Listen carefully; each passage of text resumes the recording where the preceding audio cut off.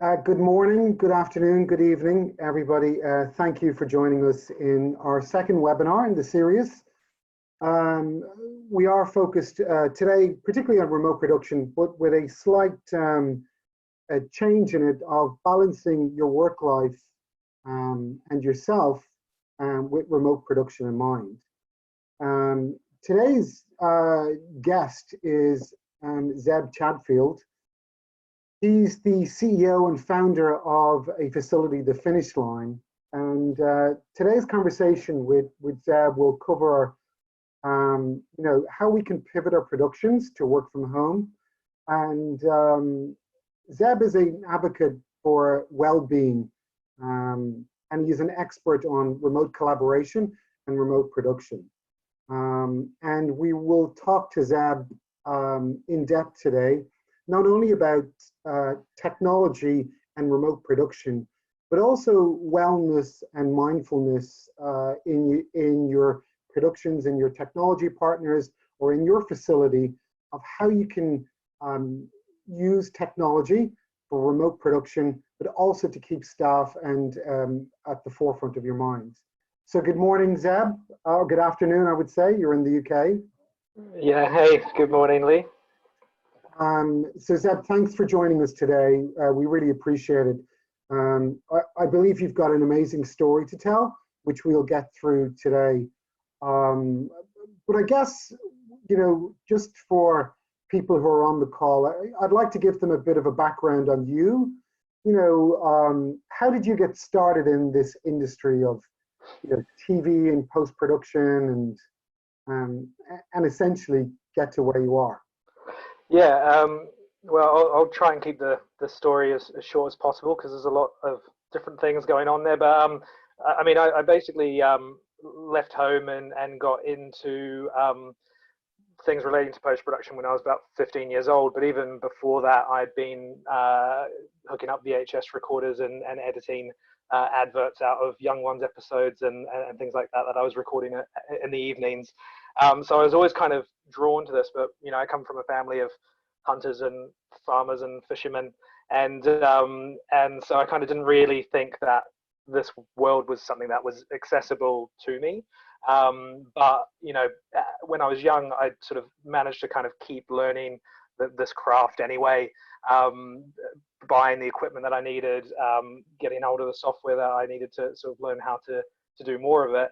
And then I had the good fortune of the film The Last Samurai was shot in my hometown in New Zealand. And so I,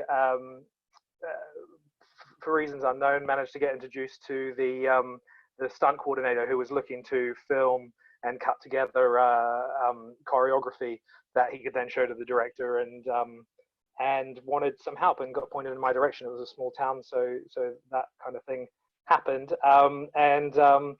Anyway, he was paying me well for helping him out doing that, and I sort of thought maybe I can go somewhere with this, and then I made the leap to Australia, and worked in Australia for 8 years, and sort of was across all sorts of different post-production work there, and doing all the sort of big reality shows, so MasterChef and Australian Idol and Got Talent and all the worldwide formats that everyone's aware of. But given that I'd grown up on a lot of British telly, my kind of heart was over here, and I wanted to come here and get into the business and work on content that I was more excited about. So yeah, I thought I'd give it a go, and that was actually in sort of 2009. So it was sort of off the back of the financial crash and all the challenges that went along with that. So I guess you've been incredibly successful throughout your career, and everybody on this call works on very, very tight deadlines and close to air. The deadlines are coming really fast at them, particularly for productions. And even in the current time where we're all working remotely, deadlines still have to be met. Can you talk about the previous stresses and strains that you came across while trying to, I guess, deliver faster, cheaper, and quicker productions? Yeah, I think production and post is notoriously famous for high pressure and deadlines and everything's as soon as possible. And yeah, and the people that work in these industries as well tend to love the work, so they do give a lot more of themselves to it than maybe they should for their own health. Um, but yeah, at that time in particular, there was a lot going on, and the budgets were just completely decimated, and we were in a position where we were having to do programs, or do the grade and online for programs in sort of half day or a day for something that needed maybe 3 or 4. And it just became standard as well that a normal job was booked as a 12-hour day. And then everything would always go over that, and especially once you start to get tired, you start to slow down as well. So my days were sort of constantly getting longer and longer, and also spreading into the weekends and things like that. But then on top of that, I was the head of our finishing department at the post-production facility I was working at. So I was also trying to create a really good finishing department. So trying to make sure that I was like looking after the team and doing the management of that department, as well as doing the day-to-day work. But updating systems and not having the budgets to actually spend on hardware, and so having to kind of live with struggling systems during that period as well. So these are things that come along with a recession, and they just ultimately, it was all kind of adding up: the slowness of the systems, the sort of overlapping work, and yeah, it was just kind of getting out of hand, and I kind of suffered the consequences, I guess. Yeah, I mean, it's well documented, and you spoke about it quite a lot in a lot of articles and discussions in magazines of, you had a breakdown really about the stresses and strains that was put on you by the pressure of the industry, by having to finish everything, and Yeah. trying to sort out your work-life balance. And obviously you took time off, but then you came back in 2011 and set up the Finish Line as a facility that finishes content. What was your thought process about coming back to the industry and then setting up your own facility? Yeah, so well, I guess also on the topic of stresses and mental health challenges and things like that as well in the industry, there was a report that came out earlier in the year. I think it was UK based, but I can't remember all the details. There was basically stating that of a very large amount of people that were surveyed in the film and TV industry, there was something like 87%, I think it was, suffer some sort of mental health challenges. So these things are very, very common. So yeah, so when I did get to the point where I ultimately had a nervous breakdown at my previous job, and at that point I in the moment my brain just completely stopped working. I couldn't understand the letters on the keyboard or anything. I then was signed off work for a period of time, and was pretty much bedridden, and eventually got medicated, and managed to sort of slowly start to rebuild my my brain. But during that time, there was kind of never a point where I didn't want to do the job anymore. I've like I said, I've loved this kind of work my whole life, and it's I love the blending of the creativity and the technology. So it is the perfect place for me. But at that time, I just kind of the system seemed broken. It just didn't seem set up to allow me to do good work. And so when I started thinking about what would a company look like that ran the way that I think it should, that is creative, well, product focus, really. It's about delivering the best product. And so when I sort of refined that down, it became logical to kind of say, the part that makes the product is the talent and the equipment. So is there a way I can remove everything else from the equation so that my energy or the production's budget can be spent on talent and equipment? and that's basically where I started, and it was just me, and I went from there. I guess one of your thoughts behind that was changing up how traditional facilities worked, and I guess that's where we're getting on to almost the next point here. You know, you decided from the outset that you were going to do things differently, and you were going to try and balance life with, you know, a full-time professional working in the creative industry. And I guess you started at your business at a time when there was a lot of uncertainty in host facilities. And can you share your thoughts about why you decided to go for this remote productivity? You know, after doing all your research, what was it that drew you to this? Yeah, I mean, at that time, and then especially in the state of mind I was in, I basically just sort of thought about the life that I wanted, and I was sitting there going, well, you know, even if I can function in this work environment long term, I don't know if I could support a good family life or a healthy family life long term. And I didn't have a partner at the time, but I did, you know, want to have, you know, a family at some point.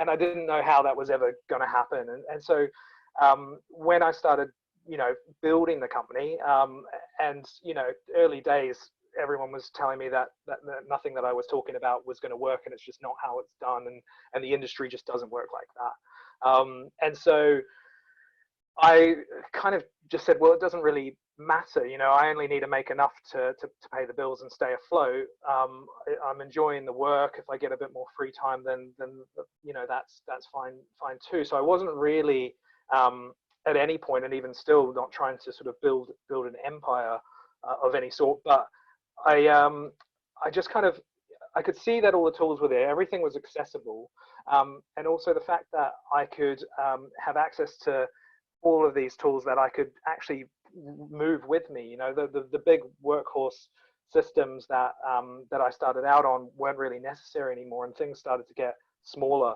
And so yeah, so then I kind of thought, okay, well, let's you know, at a fundamental level, let's go and sort of see if we can work with some of the production companies that do their own internal offline, and start to bring, you know, build systems that I can bring in to these places. And the initial systems that I was building and bringing in were really big, and it was a three-person job to install.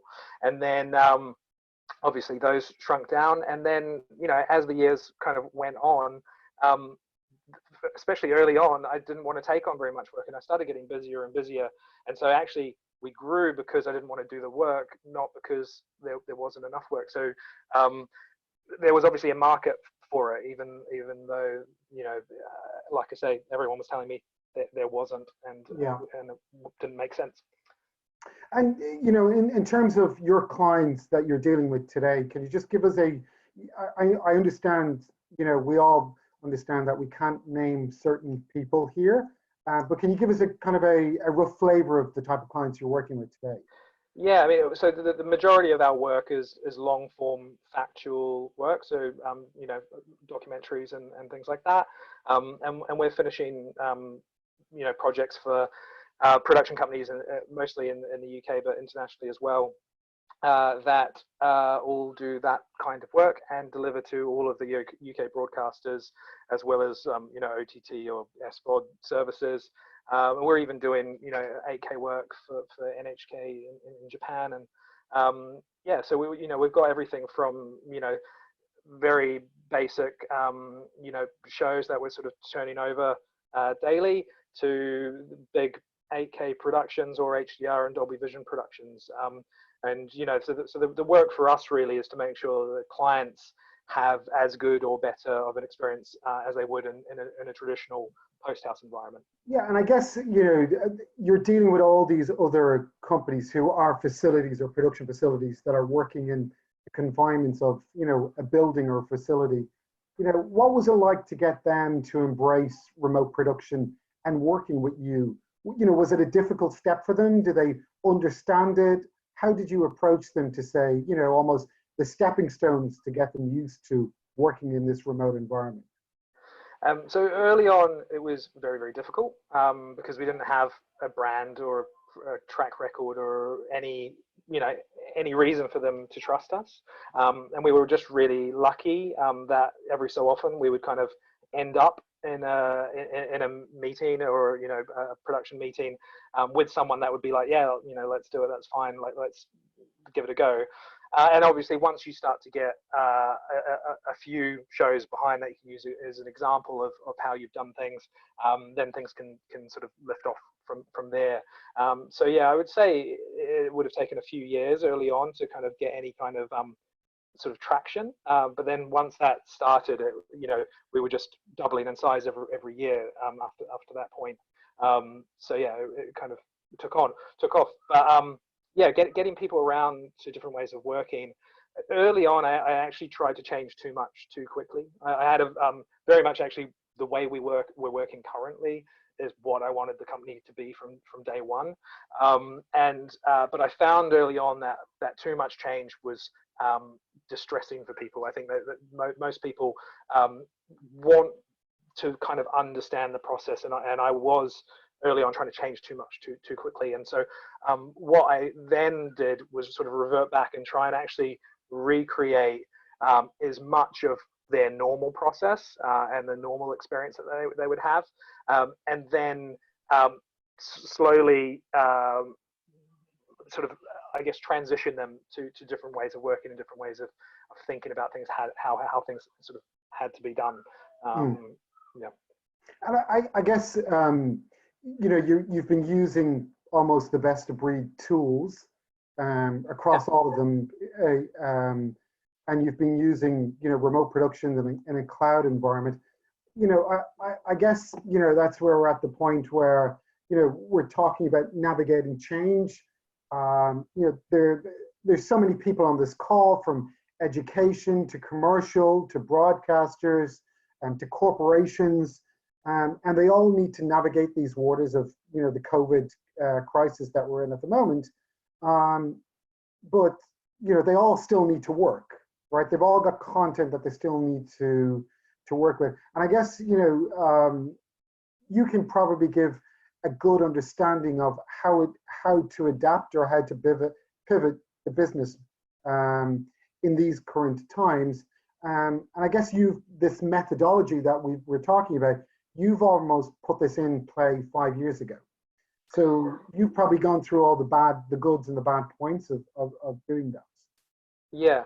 I mean, the change is constant. I mean, the biggest problem, and I think a lot of facilities suffer from this, is kind of locking themselves into anything. And I'm a big advocate for moving to whatever's best at the time. And so, making sure that the environment that you're building in terms of the foundations of it can easily be shifted, and not being too afraid to do so. And obviously, the bigger you get, the more difficult that is. But for us, even every time we've started to feel some sort of growing pains, I've kind of always set everything up thinking, okay, this is going to work. Even if we were 1,000 people, that's the way I try and think about it. This will work. And then, of course, you find out that it doesn't, for reasons that you couldn't have thought of at the time because you hadn't experienced them. At that point, you could kind of try and force it to work. But really, the best thing to do is kind of throw everything out. So if you, for us, every year at least, all of our processes change. So our workflows, how we're creating viewing files, how we're automating ingest or dealing with ingesting media for editorial, how we're getting things from offline into finishing, which might come into us from all different NLEs. So for us, our whole environment is about can this be transitioned into different areas or different platforms? And so yeah, for us, building a lot into the cloud and AWS has been great, but it's it's very hard to give anyone really specific things to do, because obviously they're going to be unique to the specific businesses. But I guess for us today, you're going to walk through, for example, a remote demonstration of the tools you use. Naturally, we've got EditShare's flow as the foundation of the glue that's connecting everything together in a cloud environment. But you've got another couple of tools that you're going to show, that you're talking about here today. One being your file transfer, your finishing. Yeah. Well, I mean, we were always moving. Like I say, we're always moving between tools. But I think it was maybe 18 months ago that EditShare made Flow into a SaaS product so that we could run it on our own hardware, which also meant immediately that I was going to try and run it in the cloud. And so, yeah, so it's, you know, when you see something like that come along and it's just so flexible. So I don't want to sound like I'm doing a big sales pitch here, but okay. you know, yeah, I'm sure you're happy with that. But it just is a product that is really, really feature rich. I think the thing is that it's been around for 8 years, I think, maybe longer. Flow as a system, and you know, so it's really mature. It's not kind of lacking, and the development, you know, what's been added and features that even when we request, they sort of tend to come through very quickly. Did you want me to do that demo? Yeah, I guess you can take control of that. I mean, for the people who are watching today, Zeb is going to give us just an overview demonstration of the tools he's using in an AWS EC2 instance, and he's running EditShare's Flow Media Management with Flow Automation, Flow Story, and Airflow. He's using Massive as his file transferring facility of uploading the UDP to AWS. And finally, Zeb, I'm correct, you are doing a conform using DaVinci's Resolve as your editorial and grading tools. Is that correct? That is, yeah, that's correct. So yeah, I will try and keep it brief and simple, so we can jump back to the chat. But I'll just share this out. Cool. All right, you got me. Cool. All right. So I'm gonna quickly just jump over here first. So obviously, once you are running Flow, so actually I should sort of set this up. We deploy all of our stuff on AWS. There are other cloud systems out there that you can virtualize whatever you like on, but AWS is what we've been working with for a long time. And so when we set up a system for production, we just completely sandbox it, I suppose. It's all within a virtual private cloud on a production by production basis. So each production doesn't have any extra bits connecting to other production stuff like you might have in a normal facility. So this is just the homepage, just showing you the tools that are currently within Flow from EditShare, and obviously you can download the applications if you're using Flow Automation and Flow Story and things like that. So that's the kind of the homepage. In terms of, I'll just show you very, very quickly Flow Automation. So this is just running on an Amazon workspace. And yeah, let me just pop this open. So with Flow Automation, you can build up all of your own sort of templates on whatever it might be that you need to do. So I'll show you just a sort of quick thing. So if I was going to say, for instance, set up a watch folder. Oh, sorry, I need to do a new template. And let me do, yeah, so if we did watch folder, and I'm going to do a transcode. So like your normal thing is, hey, I'm gonna upload some data into this drive, and when I do, go and make these formats and flavors. So whatever your software of choice is, whether it was sort of QuickTime and ProRes based, or Avid sort of DNX based, or whatever it might be, all of those codecs are all available for you to do whatever. Yeah, I think it would, kind of the main ones, MXF, OP1A, OP1 Atom, DNxHR, DNxHD, and the different flavors, I guess, of ProRes and XDCAM. Yeah, and I think you told me actually at one point there's something like 500 and something different formats different in there, codecs, that's right. Blew my mind. Yeah. So obviously, within all of this, you can set that all up, set where your destinations are. Sort of, I guess for me, it feels like normal stuff that you might want to do, but traditionally, this has all been done by humans.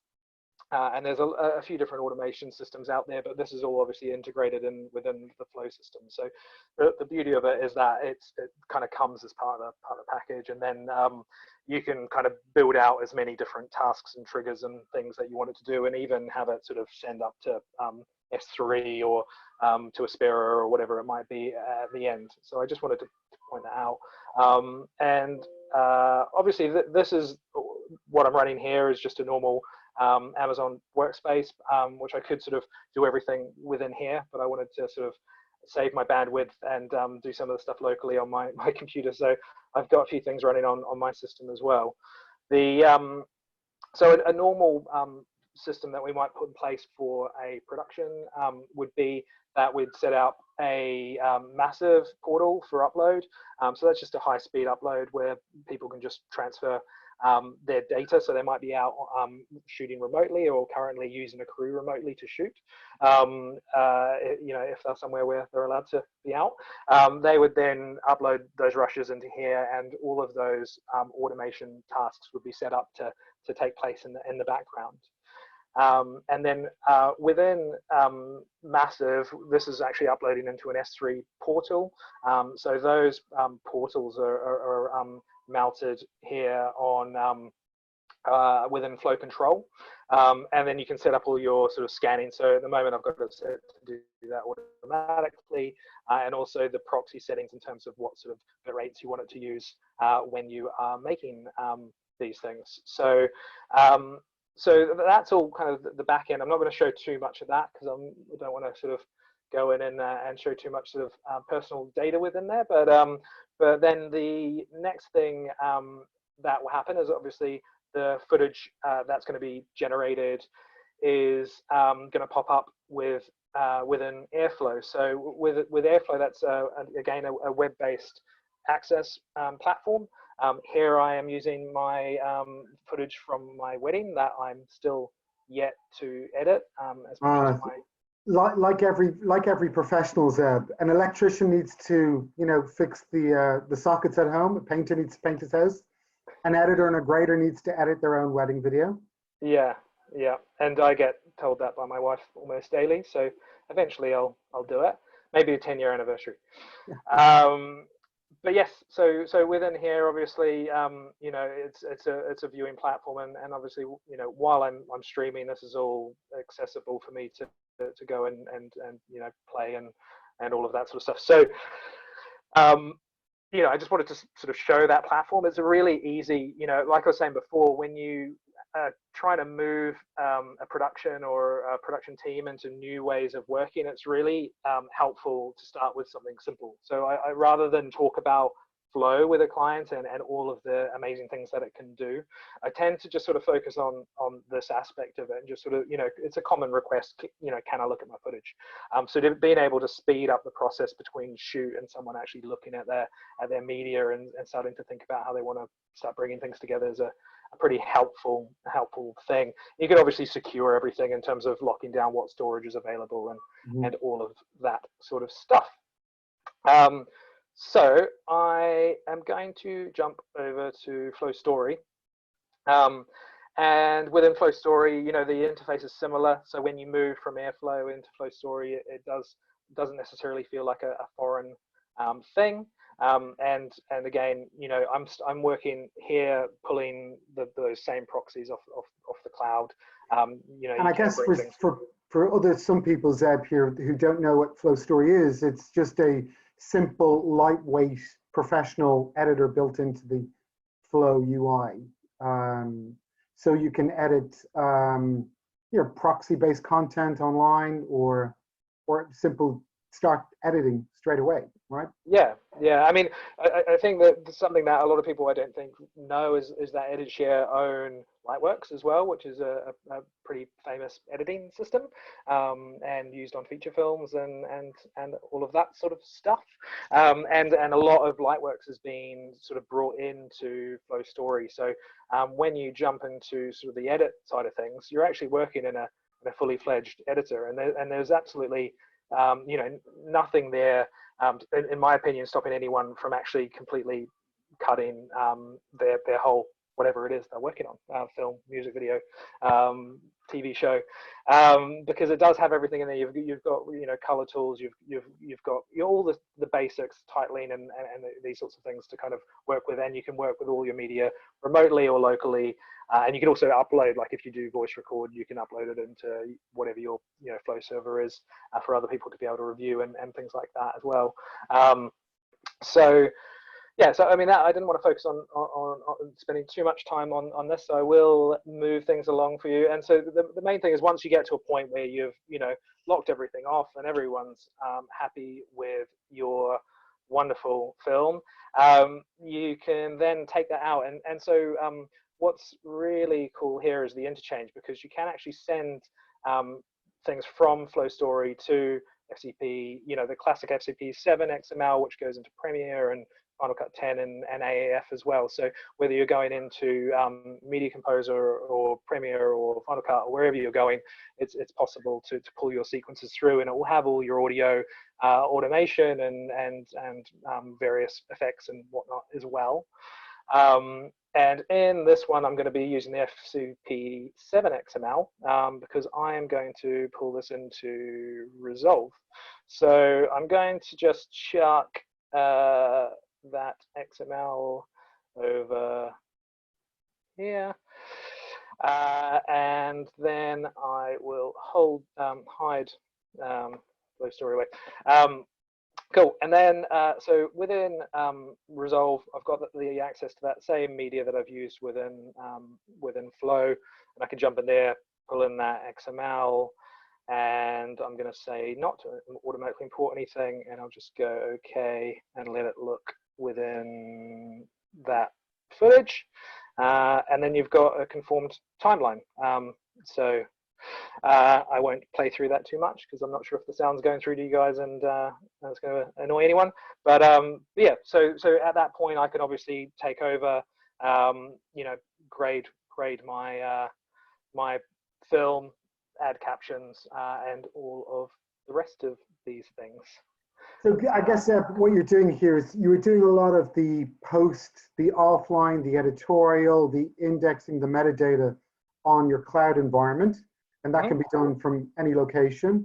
Yep. And then you were just resyncing in Resolve, pulling in your AF and then conforming it using Resolve as your finishing tool. That is correct. Yeah, so yeah, at that point, so everything can be done completely remotely and completely in the cloud. Actually, even this conform could have been. I just didn't because of the extra sort of bandwidth. I didn't want the people at home to not to start losing me if my internet got dropped. But yeah, in terms of yeah, the whole process can completely be virtualized. And I guess as well, Zeb, what we need to explain that you're sitting on a laptop connected to Wi-Fi in your house, accessing this, EC2 instance, and everything's working, and you're having this Zoom call too. Yeah, exactly. I'm 3 floors away from our Wi-Fi, and it's not anything special, but yeah, everything's working. I mean, and this is all working at the same time, which is also kind of crazy. But yes, yeah, it's.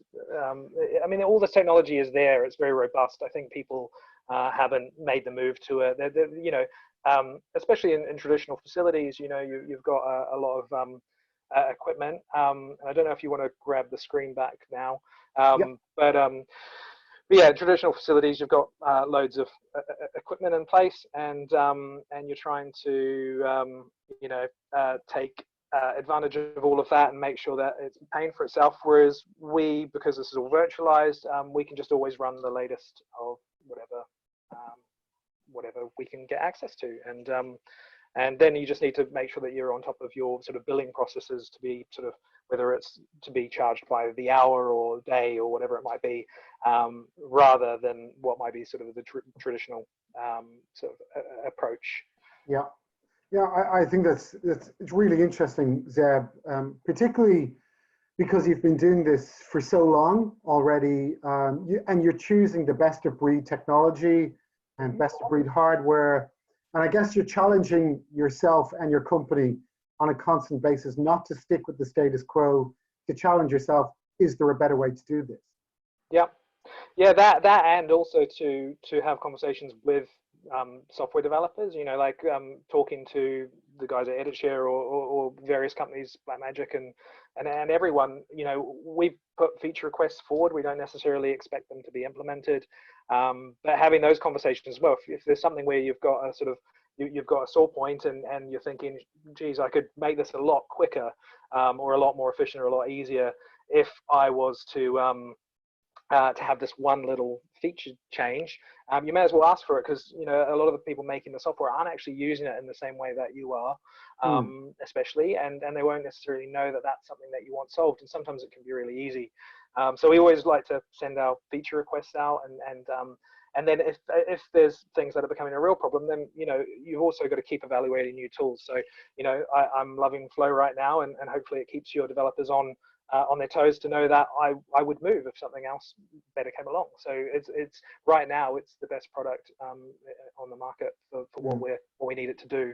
But you know, for us as a company, we're lean enough that we can happily move from tool to tool as needed. And you know, we moved last year and dropped all of our other editorial tools and moved completely into DaVinci Resolve for all of our finishing and mastering. So you know, we're willing to make those big changes if it's obvious that that's what we need to do. And so talking to our team, obviously there's going to be people that have been working on specific tools for dozens of years, and they're quite resistant to change because they've gotten comfortable. But you know, I'll always sort of say that the film editors that didn't move to digital, you know, they aren't editors anymore. So you know, it is a technology driven industry. Obviously it's heavily reliant on creatives, but we do as creatives also need to embrace the technology and move with it and change with the times. Yeah, so I guess that's on to our kind of our final point of you know, when we talk about moving forward, you know, moving forward facilities, adopting remote productions. You know, you are demystifying this work from home, remote collaboration, distributed workforces, distributed workflow tools here. I guess what you're saying is we can still create amazing from any location. That's really what you're getting at here. Yeah. I mean, the big thing, you really want to be talent focused, and so the big question is, I mean, I always found it strange when someone from production would ask about what software we're working on. I don't understand the question really, because ultimately it's the talent. So you know, when you present someone with a person who's got an amazing list of credits, what software they use to get those results should be an irrelevant thing. And so you know, what we really want to do long term is to be able to just have this team that can have a better life because they're able to live wherever they want to live. And you know, by sort of building the Finish Line brand as a really high end, good quality brand, then that's kind of the hope, is that the clients then just give that trust to you and sort of say, hey, you know, we know we're with the Finish Line, and we get that all the time now, which is really humbling to have clients sort of say, like, oh, you know, if it's someone from the Finish Line, I'm not bothered, you know, whoever does it, that's fine. And so that's quite a nice position to be in, and that's going to help us ultimately to get, you know, towards that long-term goal of having everyone work from wherever they want. And you know, earlier this year I was in New Zealand for 6 weeks, and I was able to sign on every day and check out what everyone was up to, and it really didn't feel like I was away from the country or the company, especially. You know, but then at the same time, you need to make sure that with all these systems that you are managing people's time well. So making sure that they're not overbooked, or if there's issues, that people know that they're safe to come and say, look, I've got too much work on. And so we've been sort of pushing back on the amount of hours that clients would ask us to quote on, and you know, rather than do 2 12-hour days, which was always the norm, last year we switched to only doing 8-hour days, so 3 8-hour days. And you know, do you believe your teams are you know, their producing and their productivity is as good or even better than if they were doing, you know, a 9 to 9 or a, you know, 12-hour days? Well, yeah, because you especially now, I mean, you've got to remember that normally you've also got a big commute in London as well. So it might be that you're doing a 12-hour day or even a 10-hour day, but you're still adding probably another 2 or 3 hours on top of that in travel. So by sort of removing that, you're really helping people to have a much better lifestyle in terms of going to getting up and having breakfast with their kids in the morning, dropping them off at nursery or school, and maybe stopping for lunch or going for a walk with the dog because they're feeling a bit overwhelmed or tired.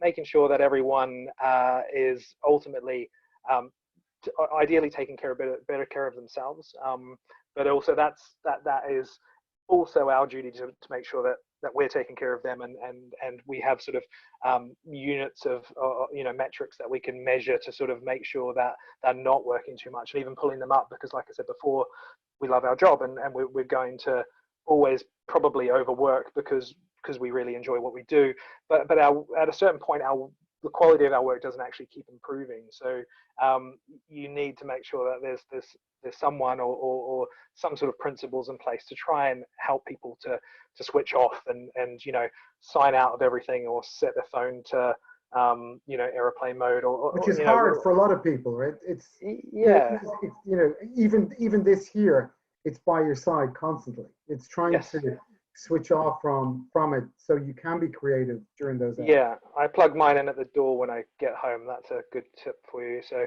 I just leave it there, and then I pick it up when I leave the house. But or if I'm working at home, then obviously I need to grab it at whatever time I'm signing on, and get rid of it when I sign off. But yeah, I would love to know then, Zeb. I mean, you've obviously been through this remote workforce, where this is quite new for a lot of people on this call, whether in corporate or education or broadcast or post. They're all trying to change their business quickly because they really have to. I mean, maybe you could share some of your do's and don'ts here that you practice with your team to make sure their mindfulness, their well-being, and the creativity and the production still get done. Because I'm sure there's been ups and downs through that, and you've learned from your mistakes. Maybe you could share some of those highlights with us. Yeah, I would say so. One like a really important place to start for us is having some sort of governing principle. So the fact that everything we do has to be about delivering better looking programs. And so having something like that is on sort of everyone's mind, I think kind of helps people make decisions, because you don't want to have to micromanage everyone when they're working remotely, because you can't see what they're doing. It's like being in a shared house or a flat and having someone who you think always leaves the kitchen in a mess, but actually you don't realize that they're cleaning the bathroom every day. So you can often think someone is or isn't doing things, and so you want to just not think about it. And so if you kind of for a start have a governing principle, so anything that we're having anyone needs to make a decision about, should I do this, should I not, is it going to help you deliver a better looking program? Yes, no. If the answer is yes, then you shouldn't need to ask permission to do that and go for it.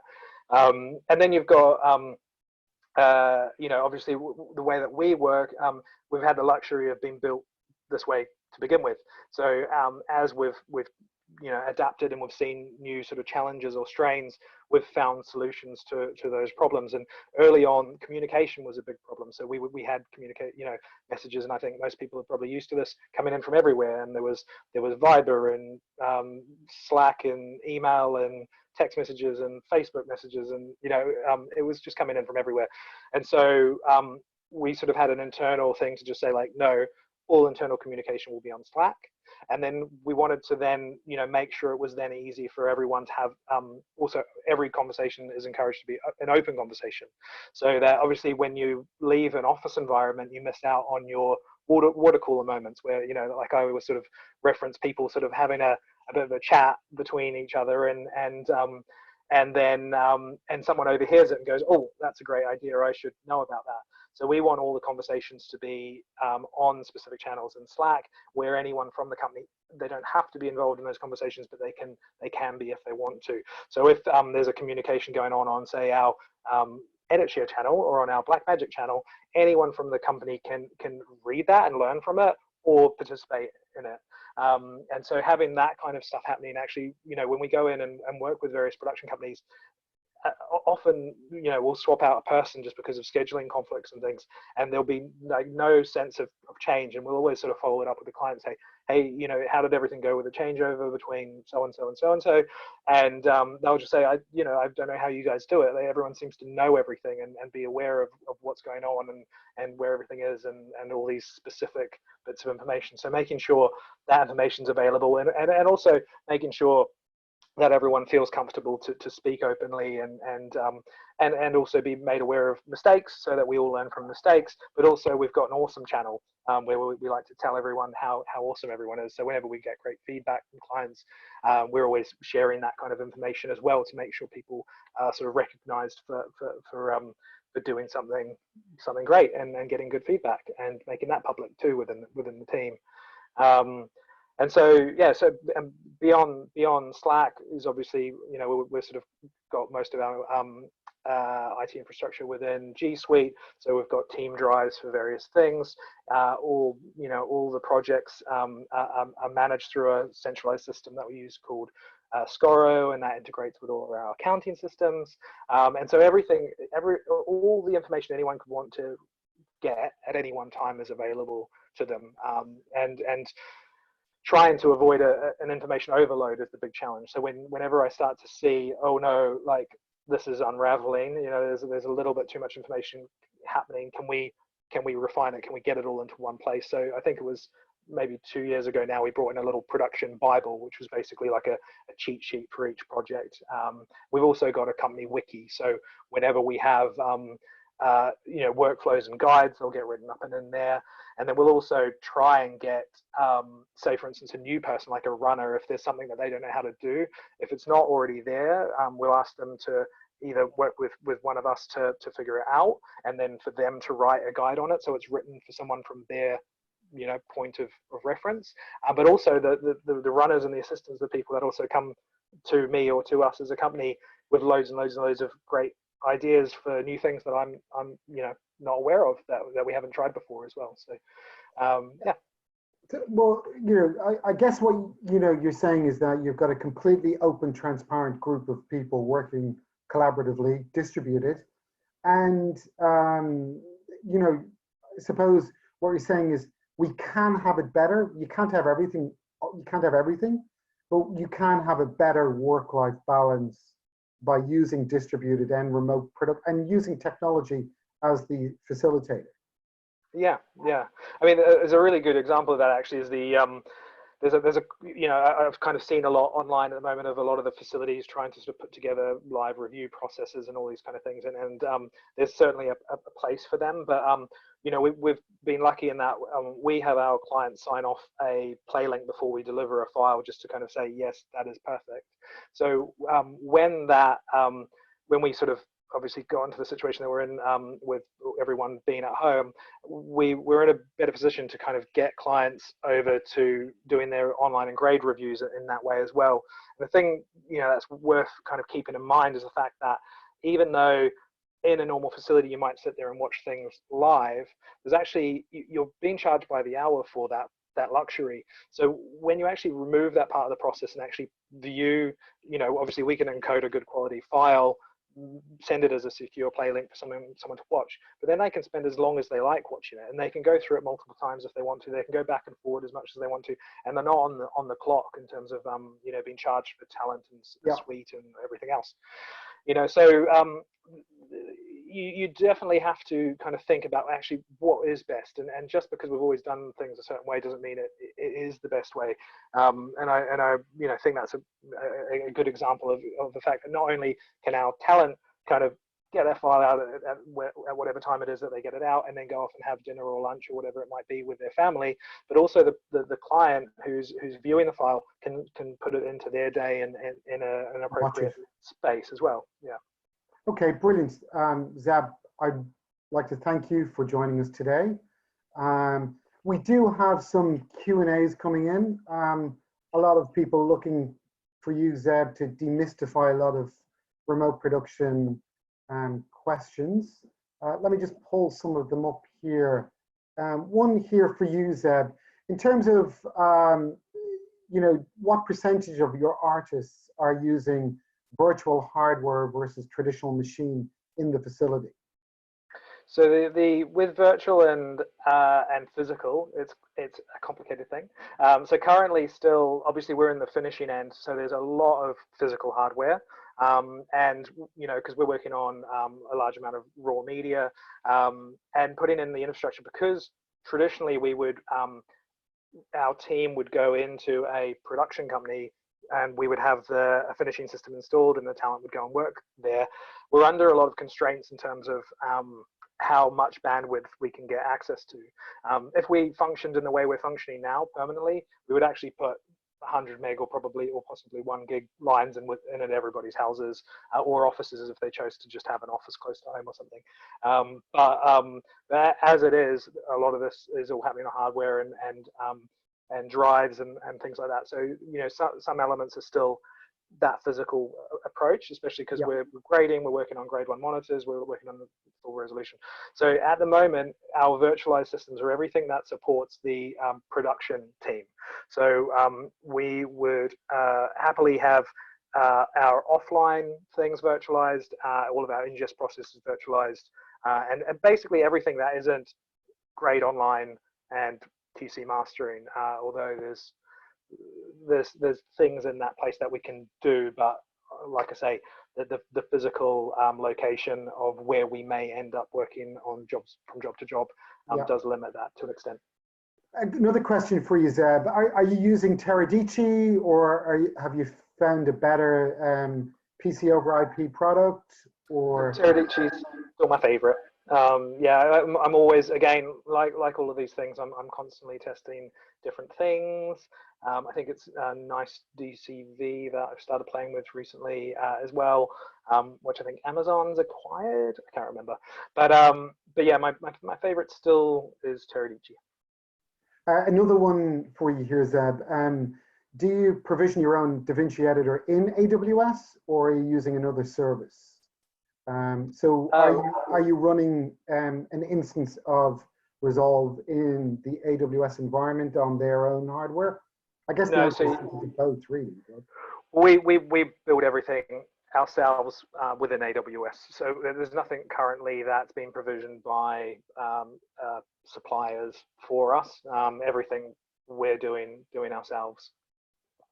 Another one here. Do you always use AWS? Or do you access your media remotely via VPN? So there's loads of different. Again, it goes back to the scenario. So it depends on storage and speeds. So if we're doing 8K and RAW and all the rest of it, we need sort of the fastest storage that we can have to be able to sort of work and grade and all of that. So yeah, typically all of the we're sending, well, again, also depending on the project, we've had projects with over 1 petabyte of rushes, which we've not done anything in AWS. We've sort of purpose-built systems for. But within AWS, we'll normally send all the rushes in there, create all the proxy media, and then be able to send it out to wherever it needs to go. Yeah. Maybe one for you and me. Is there any restriction of video format like Panasonic's P2 or Sony, if you're taking something from Venice, or Reds, or 3D, or ARRI for direct ingest? I guess, what are the raw files that are being given to you from clients?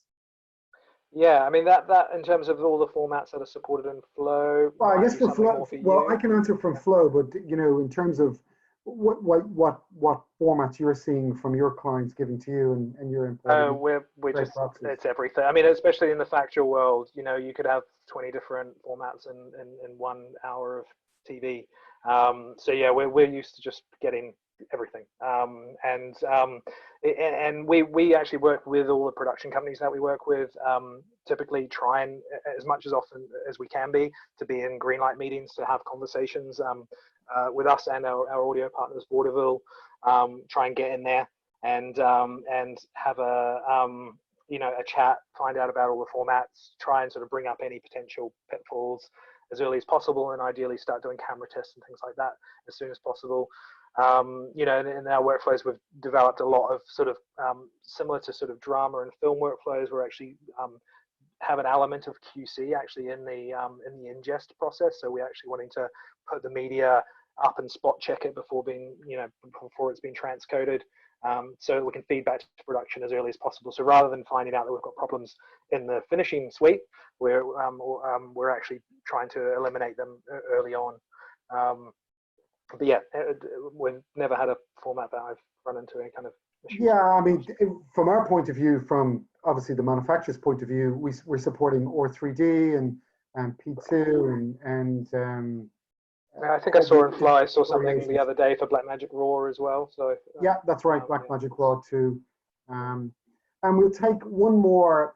There are so many questions coming in, Zeb, but what we will do is we can't obviously answer all of them here, but what we will do is do a full Q&A of these, and then we'll distribute it to anybody who's been on this call today. Final one for you, Zeb, as obviously the CEO and the controller of all the money. When do you know it's okay to purchase new hardware or software without making a revenue loss? So the thing on that is I'm kind of never really thinking about that, and I realize that's pretty dumb for someone who runs a business. But I'm always kind of, obviously I make a lot of decisions. I've got a board that I talk to and try and give them a good reason and try and hopefully make the numbers make sense. But ultimately, it's all about product. So I've always had the opinion that the product comes first, and if you deliver a great product, then the money will come as well. So, you know, focus on the product and then deliver on that, and people are willing to pay you and have you be involved in their projects. And so, so externally, it's about the product. Internally, you know, delivering a good product is about looking after your people. So internally, my life's all about how do I make the people that work with me, help them to have a better life and do one-on-one meetings, give them unlimited sort of access to Deliveroo and Ubers and whatever it takes to, you know, unlimited holiday, all of these things to try to make sure that they're not sort of unnecessarily stressed and not thinking, oh, well, you know, I need to go to this play or my kid's thing or this the theatre. Just tell them to book it as days off rather than having to worry about losing holiday from there. You know, yeah. Okay, Zeb, I would really appreciate your time today and talking to a wide variety of people from Americas, Europeans, and Asians actually on the call across different diverse business strategies, from corporate to education to sports to broadcast. There are a lot of Q&As coming in, questions coming in. We will answer all of those questions and distribute them out to anybody who's on the call. But I'd like to thank you today for joining us in the second webinar in this series, and we will see you soon on another one. Thank you and take care. Thank you. Thanks, Zeb.